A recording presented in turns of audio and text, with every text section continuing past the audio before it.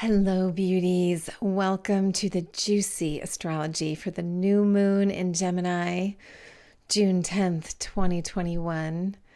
I'm Divinely Jennifer. Before we get started, if you would like a free copy of your natal chart, please send me an email at hello@divinelyjennifer.com. Likewise, you can schedule a personalized reading with me at www.divinelyjennifer.com. We are going to be doing things a little bit differently with this new moon reading from last month. Before we dive into the astrology for the new moon itself, we'll first take a look at the astrology and health themes for the entire lunar cycle up until the new moon in Cancer on July 9th. Now, you may have heard through the grapevine, Gemini, that this new moon in Gemini on June 10, 2021 is a total solar eclipse. Indeed, this eclipse is a reminder, as if we need another reminder, that there needs to be dark and shadows in order to see the light. And it is, in fact, the light that creates the shadow in the first place. We need them both. Eclipses tend to be intense for some people, especially depending where it occurs in their natal chart, or if they were born during the 31 to 37 days of the semi-annual eclipse season. Eclipses are a potent shot of energy that can help us make big changes in our lives if we're willing to do the work to expose the shadows of ourselves with our own inner light. Be gentle with yourself right now. With the new moon almost exactly conjunct retrograde Mercury and square Neptune, there may be some confusion about what steps exactly to take. Be wary of making big changes or burning bridges impulsively. It will be much more challenging to rebuild whatever you may have hastily released instead of just taking baby steps towards that release, especially if it's an emotional moment. So like I said, before I go into the very specific juicy astrology for the new moon, let's talk about some of the major energetic astrology and health themes for this lunar cycle. So number one, you are the ultimate authority over you. You do you, I'll do me, and we'll be good. We don't have to agree, but we can probably find other common ground to share. Likewise, you don't have to understand another person's truth in order to respect their truth and love them because of or despite their truth. Number two, thoughtful action. You may be feeling more urgency around something you've been meaning or wanting to do. We'll start to feel a balance between releasing and letting go, and then that energy of calling in something new or more aligned. So this balance between letting go, releasing, and calling in something new. Take baby steps before you make the big leap, unless you have already been setting up your path intentionally for the last several weeks. Otherwise, you may end up backtracking. This is very much a theme of Mercury retrograde, is this concept of having to review, revise, etc. We'll talk about that a bit more in a minute. So in the same vein, commit to what matters most to you and to your heart. You may not be ready yet to take concrete action, and that's okay. Even making a decision and visualizing the steps you want to take is taking action. Visualizing where you want to go, who you want to be, what you want to do. You have to see it in your mind and heart's eye first so that the universe can help you manifest it. Number four, Venus, the love goddess, is the star of the show for the entire lunar cycle, especially before she moves from Cancer into Leo on June 26th. While in Cancer, Venus is ruled by the moon, making her somewhat changeable based on the position of the moon, which can be a good thing. So if the moon is in Leo, we'll feel it. If the moon is in Virgo, we'll feel it. If the moon is in Capricorn, Venus is going to feel it. Once she moves into Leo, She'll be more strongly supported by both the sun and Mars. Mars is currently the leader of the skies. So Mars makes a transit first, followed by Venus, and then the sun, and then Mercury for the entire lunar cycle. There's something really magical about the energy of Venus and Mars traveling together. Venus loves it when Mars paves the way for her. A bit like a regal knight protecting his queen or laying down his cloak so she doesn't have to walk in the mud with her shoes. It really allows her, having Mars there allows her to be more generous with her love and abundance. She reminds us that love is the strongest energy on the planet, and she definitely cannot be pushed around when Mars is there for her. Be generous with your own love and compassion this lunar cycle. How does it feel to give and receive unconditional love and abundance? I want to read something to you from the Gene Keys by Richard Rudd. This is from the 35th Gene Key, which is the shadow of hunger, the gift of adventure, and the city of boundlessness. Say that 3 times. Boundlessness. Ooh, without boundaries. All right. So I want to get it for you. I want to read this to you. Okay. Here's what he says. Every now and then, a human being takes a momentous step into the 35th gift, where they discover a wormhole to another dimension. When you give to another unconditionally, you actually stimulate the secretion of serotonin. This not only makes you feel happy, but also induces a deep state of trust that you are in harmony with the entire universe. Sorry, I got interrupted by puppy. Where was I? When you give to another unconditionally, you actually stimulate the secretion of serotonin. This not only makes you feel happy, but also induces a deep state of trust that you are in harmony with the entire universe. In the world, do you hear that? That is my very naughty puppy. Okay, puppy was banished. Let's continue with the 35th Gene Key. In the world that we currently inhabit, giving unconditionally is such a radical move that it literally short circuits other people's brains.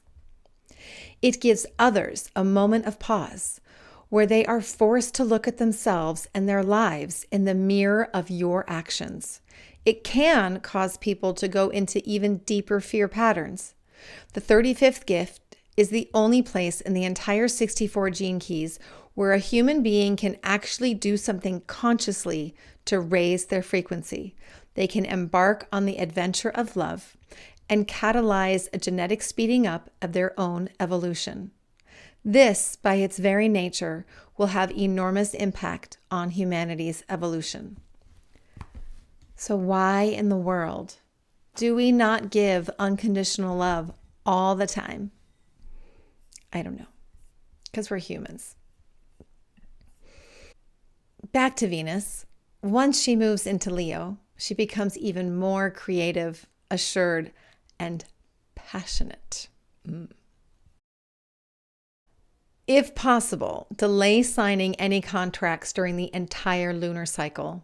I know that is not always possible, especially if you are in the middle of buying or selling a home or similar. If you must sign something, June 17 is not a bad day, but because Mercury is still retrograde, triple check the details and make sure it's something you absolutely want to go through with. You may have to backtrack or revise anything you put out in the world. In the first half of the cycle, almost the first half, minus 2 days, through June 22nd, when Mercury stations direct, slow and steady wins the race. Double check if something is true before you choose to react to it. You don't have to react. Everything can be perceived and interpreted in multiple ways.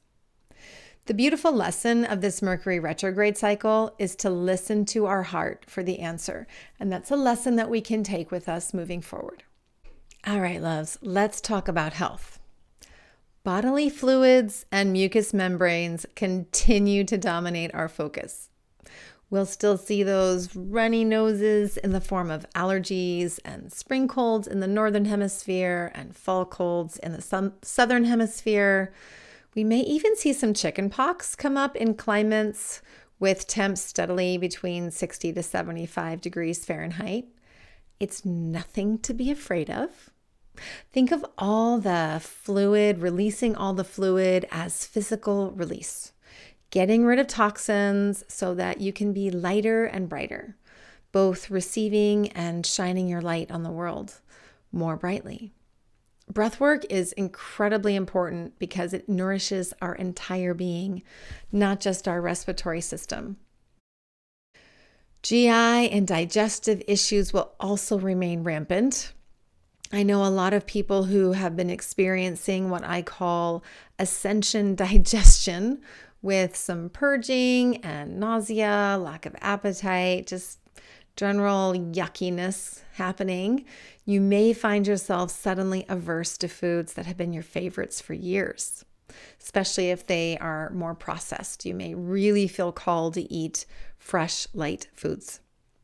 If you're feeling nauseous or off kilter, sitting on the earth can help ground and transmute the intense energy of cellular activation that is happening within you. Bleeding may also continue to be prevalent for many, especially women, so be sure to eat lots of whole foods high in vitamin C and vitamin P, as Royal Lee used to say. And if you're not sure how to best support your physical well-being, please schedule an astrology and health reading with me at www.divinelyjennifer.com so we can make sure that you are getting exactly what you need. And if you have a cabinet full of supplements you're not sure what to do with, you can always schedule a supplement consultation with me as well. All right, beauties, hang in there, keep breathing, and with no further ado, let's get to the juicy astrology for the new moon solar eclipse on June 10, 2021 at 3:52 Pacific Daylight Time. Remember, all the times I list here are for Pacific Daylight Time, so please adjust accordingly for your time zone. The moon meets up with the sun for the new moon at 3:52 a.m. Pacific Daylight Time on Thursday, June 10th. So you see them down here in Gemini, and they are conjunct to Mercury retrograde within less than a degree. Both the moon and the sun will join Mercury exact later in the day. This new moon, as well as the entire lunar cycle, will be filled with revelations that come from reviewing, revisiting, revising, and most importantly, listening to our heart. We are being asked to step into our truths, to be the sun, how we want to feel the moon. What makes this a solar eclipse, where the moon casts a shadow on the sun, is the proximity to the lunar nodes. This is the north node and the south node, which demarcate the path of the moon's elliptical orbit around the sun. For this new moon, the sun and the moon are within 9 degrees conjunct the north node in Gemini. You can see that right here. And 9 degrees, 1 minute opposite the south node. You can see that here. The south node is in Sagittarius. Destiny, karma, fate, whatever you want to call it.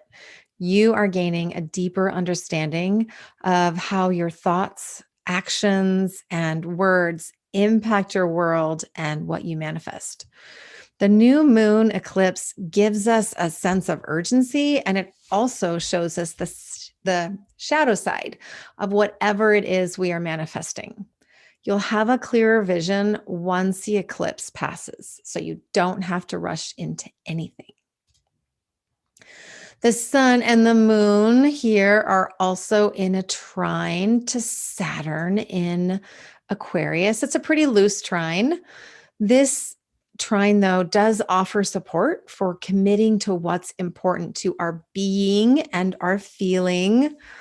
Finding our tribe and our community is more important than ever. That's the Aquarius energy, because we need to partner with others in order to create the world we desire.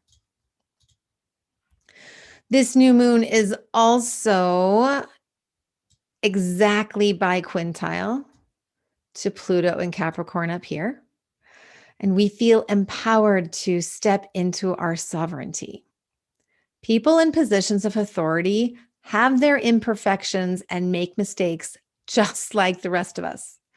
Release your judgment and focus on improving yourself.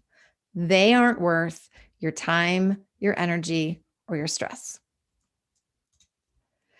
This new moon also faces several squares and an opposition, creating some stressful and action-oriented energy. So the new moon here is within 3 degrees, 21 minutes of a square to Neptune here. This contributes to the illusions and delusions we each face right now. Use your intuition to see past the smoke and mirror campaigns that are everywhere. Likewise, the new moon is also squaring Pallas Athena within 5 degrees. And you may have to adjust your strategies for taking action until you can see more clearly. Ask yourself, is your truth worth fighting for? Now, this new moon is also square. There's the moon and the sun, square to Vesta in Virgo within 4 degrees, 8 minutes. Vesta represents the divine feminine, home and hearth, as well as our inner flame. In Virgo, she asks us to honor our temples, both our physical body, as well as our inner and outer sanctuaries. I know for me, my office here is definitely the space I've created for myself is definitely a sanctuary, as well as my backyard. Do you have a safe space where you can honor your inner light, your feelings, and all that you are birthing, everything that's coming up for you? That's one of the asks of this transit. So the new moon also has a loose opposition to retrograde Juno and Sagittarius over here. Oops, not a good line. Again, Juno. Okay, there we go. That's better. There you can see that opposition there. And Juno is within orb of her conjunction to the South Node in Sagittarius, which will be exact on July 6th. There are big changes being asked of our committed partnerships right now. Is it better to stay and work on your challenging intimate partnerships, or is it better to end them? If you part ways now, you may end up coming back together again in July. So if someone breaks up with you, all is not lost. This opposition here forms what's called a T-square here with Vesta. So you see that triangle, that's called a T-square because there are 2 squares and they form like a T here. This T-square intensifies the energy of Vesta in Virgo. The best actions we can take are those that honor the divine and honor our temples.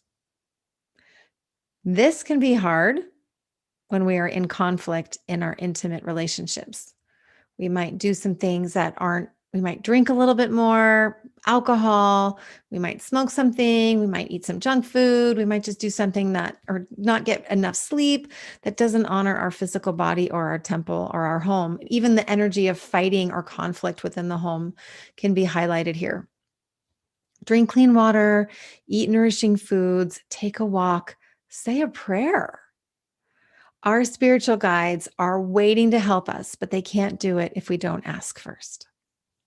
All right, let's take a look at some of the other aspects in the sky that they impact the energy of the new moon, but they're not aspecting the new moon and the sun directly.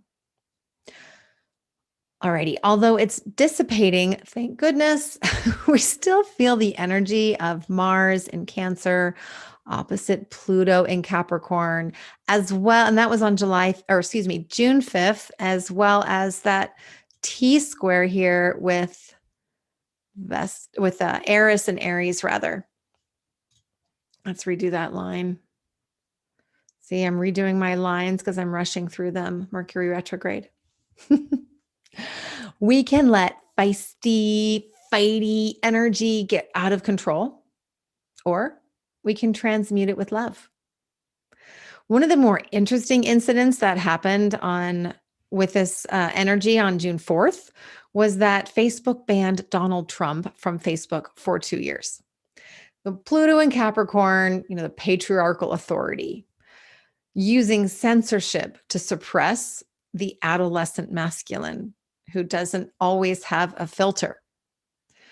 We can be assured that Trump will not give up the fight. And for more, you can't make up this stuff, astrology. Trump will be allowed back on Facebook once Pluto moves into Aquarius.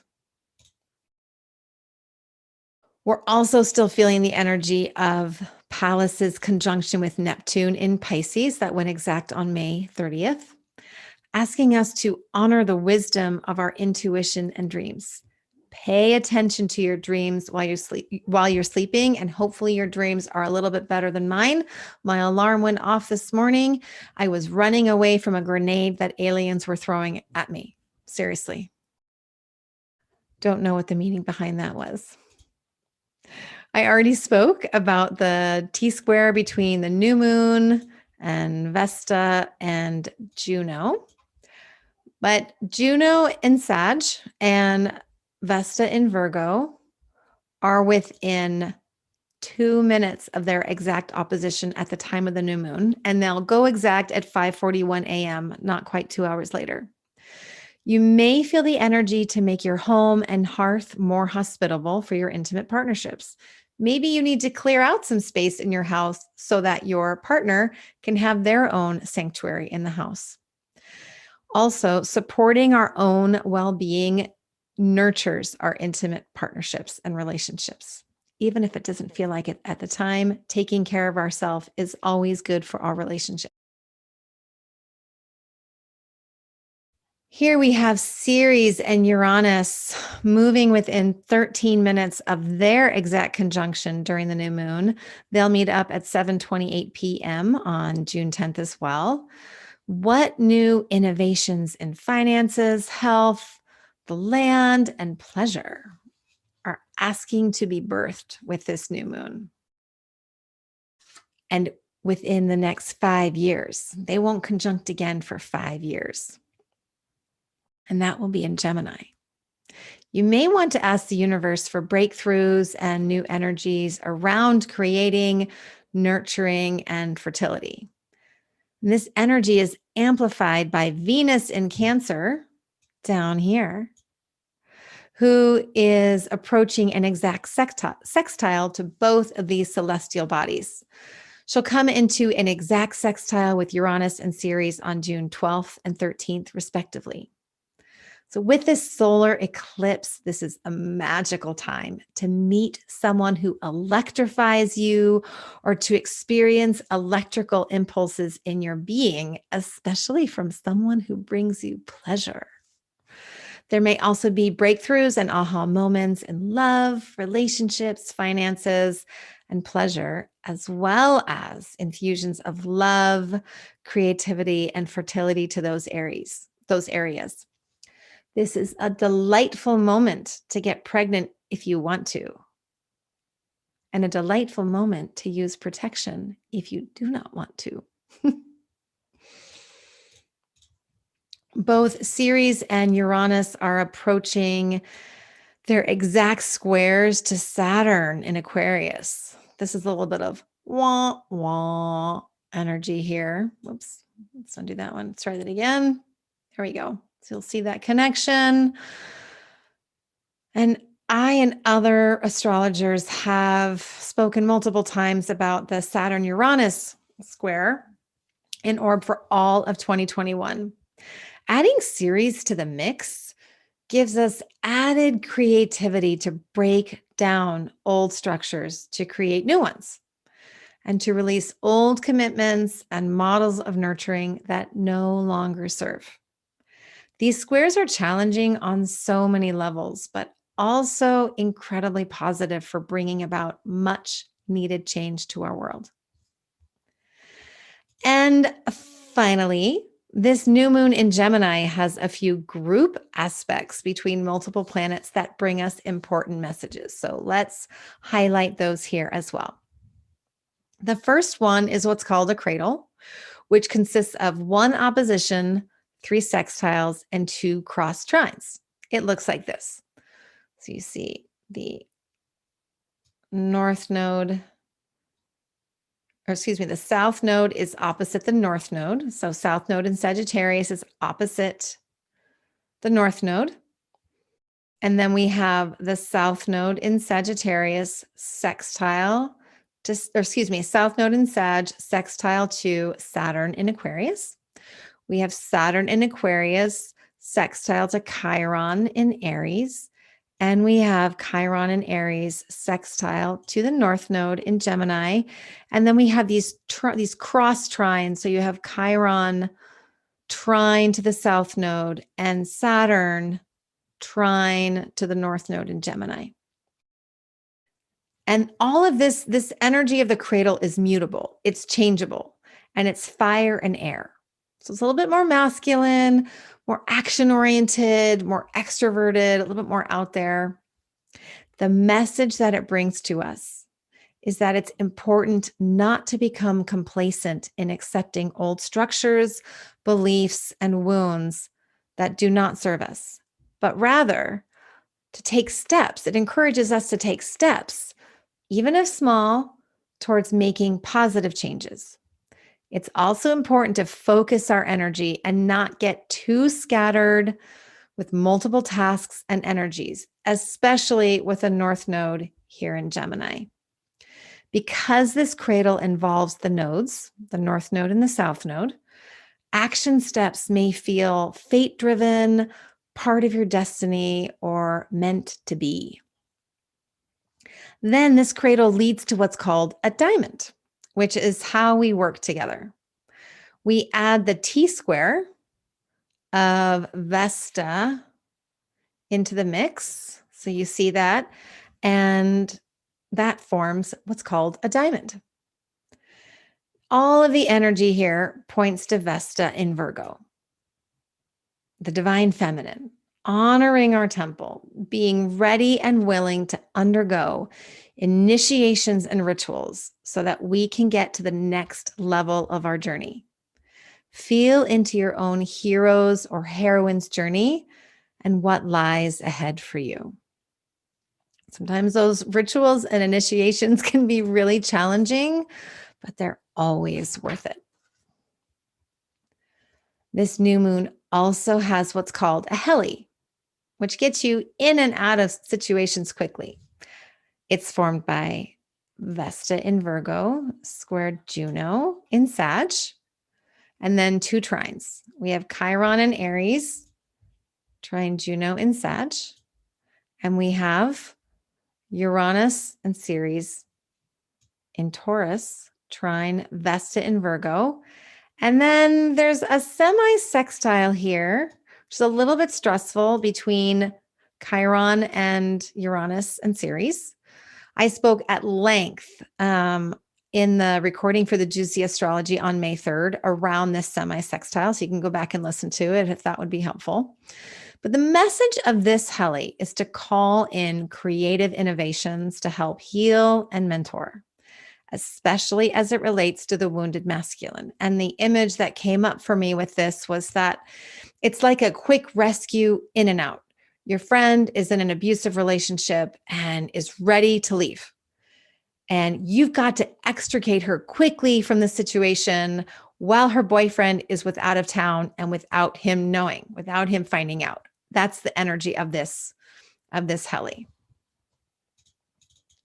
And the last group aspect is what's called a Rosetta, which helps us to see both sides of the story. Now, this Rosetta is given an extra blessing because the new moon is in Gemini, which reminds us the power of 2. 2 sides to every story, 2 faces, 2 possibilities, 2 partners, etc. This Rosetta is created by, so we've got Ceres and Uranus squaring Saturn. We have Saturn sextiling Juno. We have Juno squaring Vesta in Virgo. And we have Vesta in that trine to Uranus and Ceres. Also, as part of this, we have Saturn is quincunx Vesta, and Juno is quincunx to Ceres and Uranus. What does that all mean? The energy of this Rosetta asks us to feel into both sides of the story before making any commitments or before releasing ourselves from any commitments. Approach different points of views with love and compassion, and nurture the sprouts of innovation that need to be loved and guarded so that they can fully take root, right? Those new seedlings that are just starting to sprout from that square with Saturn and Uranus. We have to nurture them and love them. The overarching message of this new moon solar eclipse in Gemini is to listen to the messages of your inner being and your heart first. Remember that there are always at least two sides to every story, and that you can feel love and compassion for those with different truths and viewpoints, or you can judge them with your own negativity and toxicity. Which one feels better in your heart, my love? You already know the answer. Focus on activating your inner truth, even with baby steps and or visualizing. Double check all the details, especially the fine print, before committing to anything. Don't be surprised if you have to go back and do something twice because you forgot something or you omitted something. Ultimately, call in the ideas that nourish your highest self. If you would like to better understand how this more specifically impacts your world, please book a reading with me at www.divinelyjennifer.com or email me at hello@divinelyjennifer.com to receive a free copy of your natal chart. So let's take a few deep breaths together before we briefly cover the rest of the juicy astrology for June 10th. I'll be making a separate recording for the juicy astrology of June 11th through June 17th.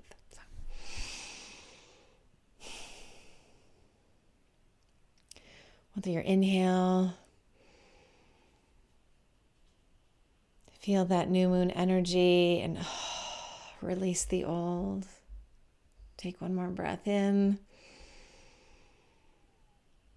and release the old. Okay.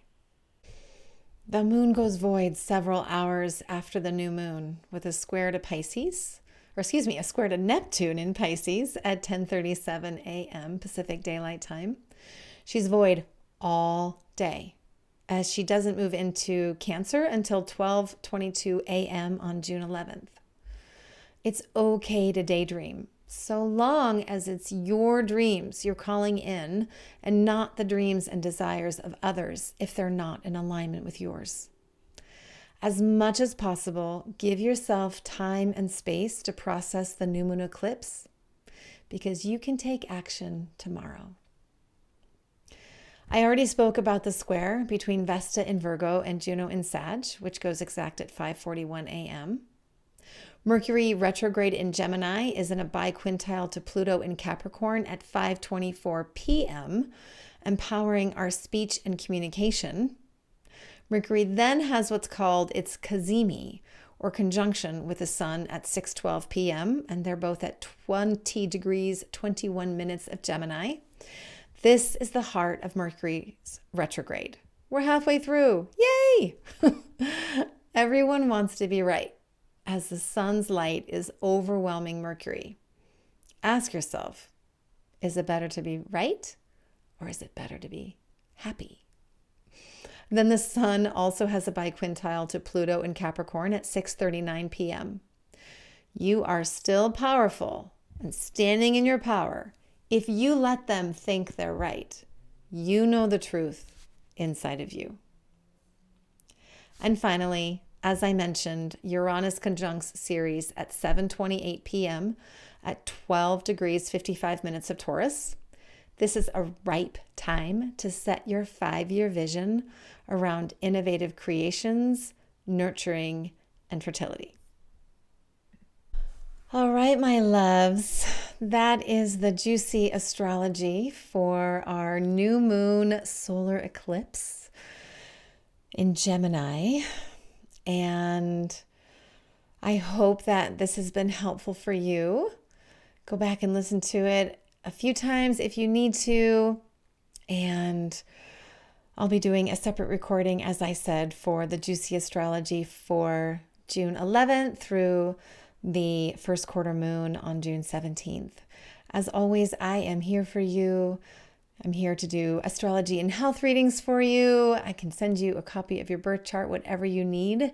We all need to stick together in this crazy, amazing, incredible, love-filled new paradigm that we are creating together. I am sending you so, so much love, and I will see you the next time. I'm Divinely Jennifer.